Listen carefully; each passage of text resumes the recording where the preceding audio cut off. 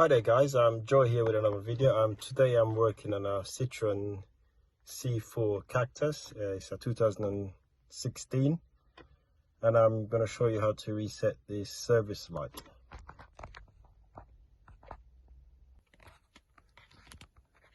Right, as you switch the car on, you'll see it will come up and show you that the service is due. It's also flashing the in minus, which is 250.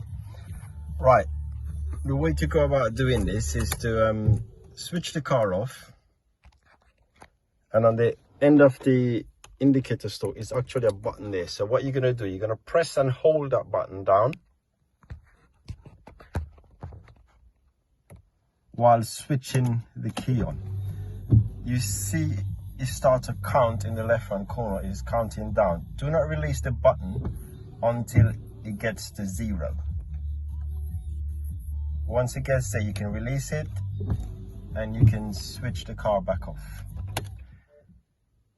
So we'll switch it off and we'll switch it back on just to confirm everything is gone.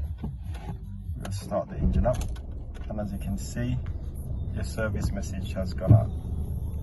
I hope this helps, and I'll see you in the next video.